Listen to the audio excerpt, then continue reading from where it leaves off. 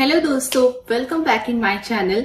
और आज हम बात करने वाले हैं यूरिक एसिड के बारे में। ज्यादातर सबने सुना होगा कि अगर आपकी ज्वाइंट पेन हो रहा है तो सब लोग बोलते हैं कि अरे एक बार चेक करा लो, कहीं यूरिक एसिड तो नहीं बढ़ गया है कि आपको ज्वाइंट पेन या आर्थराइटिस की प्रॉब्लम आ रही है। तो सबसे पहले हमें ये जानना जरूरी है कि ये जो यूरिक एसिड के बढ़ने या घटने से हमारी बॉडी में इतनी सारी दिक्कतें आती हैं, प्रॉब्लम्स, ये यूरिक एसिड है क्या। तो यूरिक एसिड जो होता है हमारी बॉडी में, हमारे शरीर के अंदर बहुत सारे मेटाबॉलिज्म एक्टिविटीज होती रहती है। उसमें से एक एक्टिविटी है प्यूरिन मेटाबॉलिज्म। तो जब प्यूरिन मेटाबॉलिज्म होता है और उस पूरे फॉर्मेशन, उस पूरे एक्टिविटी के दौरान जो लास्ट में एंड प्रोडक्ट निकलता है, जो एक तरह से टोटली वेस्ट होता है, उसी को हम यूरिक एसिड कहते हैं। प्यूरिन मेटाबॉलिज्म एक्टिविटी में क्या होता है, प्यूरिन जो होता है वो छोटे छोटे पीसेस में, पार्ट्स में ब्रेक डाउन हो जाता है, जिसके पूरे फॉर्मेशन के दौरान लास्ट में जो है वो waste and end product uric acid निकलता है।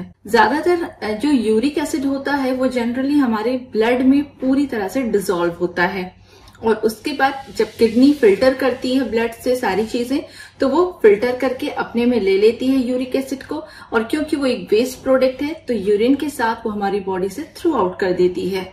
दिक्कत तब आती है जब यूरिक एसिड आपका बढ़ जाता है। यूरिक एसिड बढ़ता आपका दो तरह से है। पहला रीजन है जब प्यूरिन मेटाबॉलिज्म एक्टिविटी के दौरान ही यूरिक एसिड का फॉर्मेशन ज्यादा हो जाए, उस कंडीशन में आपका यूरिक एसिड बढ़ जाता है।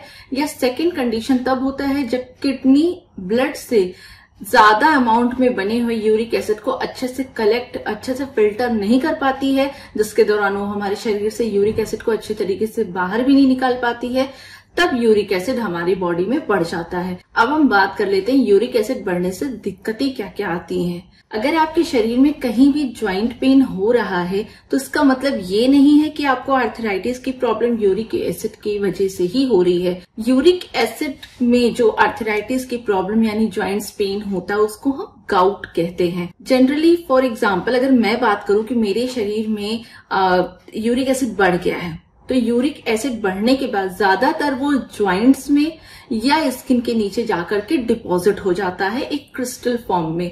तो सपोज दैट अगर मेरी बॉडी में यूरिक एसिड बढ़ा है और वो यहाँ इस एरिया में आकर के डिपॉजिट हो गया है जो एक्स्ट्रा यूरिक एसिड है, तो सबसे पहला जो हमारा सिम्टम नजर आता है वो ये होता है कि यहाँ पे ये एरिया स्वेल हो जाती है, स्वेलिंग आ जाती है, रेडनेस आ जाती है और पेन होना स्टार्ट हो जाता है।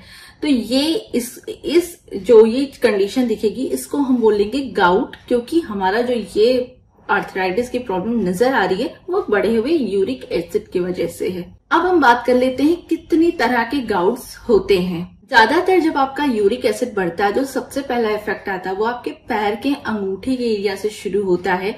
पैर के अंगूठे की ज्वाइंट जो एरिया होती है वहां जाके आपका यूरिक एसिड जमा हो जाता है और अक्सर लोग बोलते हैं अचानक से बढ़े हुए जो यूरिक एसिड होती है कि हाँ हमारा पैर स्वेल कर गया है, रेडनेस आ गई, बहुत दर्द हो रहा है। अच्छा, पहला जो कंडीशन होता है, कभी कभी क्या होता है कि आपको यूरिक एसिड बढ़ा है, आपको गाउट की प्रॉब्लम है, बट वो लाइफ टाइम इनविजिबल होती है, आपको अपेयर नहीं होती, पता नहीं चलेगा उसके आपका यूरिक एसिड तो बढ़ा है लेकिन उसके कोई सिम्टम्स नहीं नजर आ रहे हैं।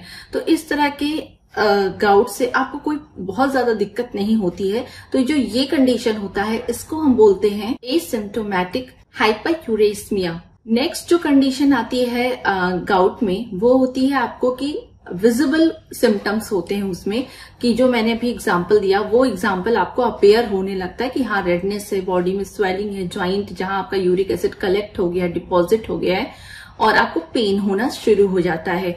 तो ये जो कंडीशन होती है, जो सिम्टम्स विजिबल होते हैं सारे, उस कंडीशन को हम बोलते हैं एक्यूट गाउट आर्थराइटिस। एक कंडीशन और होता है इसमें, जब आप क्योर करते हैं अपने गाउट को और आपका यूरिक एसिड सही भी हो जाता है, लेकिन उसके बाद बार बार आपका गाउट जो है रिपीट होता रहता है, सही होता है फिर हो जाता है, आपको सही करते हैं आप फिर से हो जाता है। तो ये जो बार बार रिपीट गाउट आता है यूरिक एसिड बढ़ने का कंडीशन, क्रॉनिक टोफेशियस गाउट। और इस कंडीशन में कभी कभी क्या होता है कि बार बार गाउट के रिपीट होने की वजह से आपके बोन में, आपके ज्वाइंट में परमानेंट डैमेज आ जाता है। एंड बहुत ही रेयर केसेस में देखा गया है कि इसमें रीनल डैमेज भी, यानी आपकी किडनी फेल भी हो सकती है, किडनी डैमेज भी हो सकता है। अच्छा, जो आपका सेकेंड गाउट था, एक्यूट गाउट आर्थराइटिस, वो आपका ज्यादातर लोगों में पाया जाता है। जब भी यूरिक एसिड बढ़ता है तो वही कंडीशन अवेलेबल होती है, पाई जाती है। और ये ज्यादातर माना गया है 80 to 90% लोगों में जब यूरिक एसिड बढ़ता है तो जो सेकेंड कंडीशन होती है एक्यूट गाउट आर्थराइटिस वाली, वही पाई जाती है। यानी आपका जो सिम्टम्स है वो सारा का सारा विजिबल होता है। अब हम मेन पॉइंट पे बात करते हैं कि हम इसकी क्योर कैसे कर सकते हैं। ज्यादातर लोग यूरिक एसिड में बोलते हैं अगर आपकी यूरिक एसिड बढ़ी है तो प्रोटीन कम से कम लें, दाल वगैरह बंद कर दें। तो ये बिल्कुल भी सही नहीं है। अगर आप वेजिटेरियन हैं देन आप दाल या कुछ भी ऐसा आपको डाइट करने की जरूरत नहीं है। आप वेजिटेरियन में जो भी वेज सब्जियां, दाल या जितने भी वेजिटेरियन फूड्स होते हैं आप वो सब खा सकते हैं। आपको कुछ भी अवॉइड या स्किप करने की जरूरत नहीं है। अवॉइड आपको क्या करना है, अगर आप नॉन वेजिटेरियन हैं तो रेड मीट आपको अवॉइड करना है, सी फूड आपको अवॉइड करना है।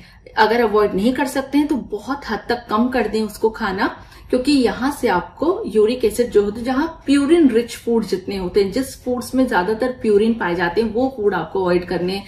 जैसे कि मैंने पहले ही बताया, रेड मीट, शी फूड्स में पाया जाता है, या फिर कैफीन वाले जितने भी फूड्स होते हैं। कैफीन जैसे कॉफी में बहुत ज्यादा कैफीन पाई जाती है तो आप कॉफी अवॉइड करनी है।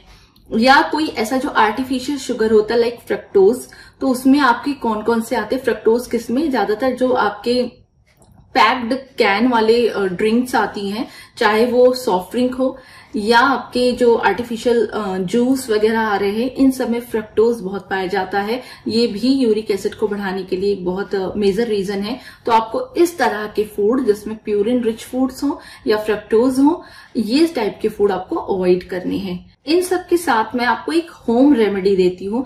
अगर आप वैसे भी आपका यूरिक एसिड बढ़ता है तो आप टेस्ट कराने के बाद डॉक्टर से कंसल्ट करते ही हैं, वो आपके लिए बेस्ट है, वो आपको मेडिकेशन तो वैसे भी बता देंगे। बट मैं एक होम रेमेडी आपसे शेयर करती हूँ, बहुत ही इफेक्टिव है। सिर्फ आपको एक ड्रिंक बनानी है, चाय बनानी है, जिसमें सिर्फ आपको 2 चीज चाहिए, अजवाइन और अदरक। तो 1 छोटा चम्मच अजवाइन ले लें और 1 छोटा चम्मच अदरक ले लें, घिसा हुआ कद्दूकस करके। और वो ग्रेटेड जिंजर और जो आपकी 1 टीस्पून सेलेरी यानी अजवाइन, इसको 1 कप पानी में अच्छे से बॉयल कर लें, पका लें। और तब तक पकाएं जब तक कि आपका 1 कप पानी 3/4 पानी के बराबर ना हो जाए। उसके बाद गैस बंद करके पानी को छान लें और उसको रख लें, स्टोर कर लें। और जब आप लंच करें तो लंच करने के आधा घंटा बाद आधा कप, एक जो आपका 3/4 पानी निकला है उसका आधा पानी पी लें। और आफ्टर डिनर आप आधे घंटे बाद बाकी का बचा हुआ पानी पी लें। तो दिन में इस तरीके से ये अजवाइन और अदरक का पानी पीने से बहुत बहुत बहुत फायदा होता है। ये ड्रिंक आप अप्लाई करें और आप देखेंगे 1 महीने में आपको बहुत अच्छा इफेक्टिव रिजल्ट मिलेगा। तो ये था आज का हमारा वीडियो। अगर आपको पसंद आया हो तो प्लीज वीडियो को लाइक करें, शेयर करें, चैनल को सब्सक्राइब कर ले बेल आइकन को हिट करके, ताकि ऐसे ही वीडियोस आपको मिलते रहें। और अगर आपको कोई कमेंट है किसी भी इस वीडियो से रिलेटेड या अदर आपके हेल्थ से रिलेटेड, तो आप कमेंट करके मुझसे पूछ सकते हैं। मैं कोशिश करूंगी जल्दी से जल्दी ये वीडियो बनाने की। तो मिलते हैं अगले वीडियो में, तब तक के लिए खुश रहिए, स्माइल करते रहिए, हेल्दी रहिए, चैनल को सब्सक्राइब कर लीजिए। Bye bye.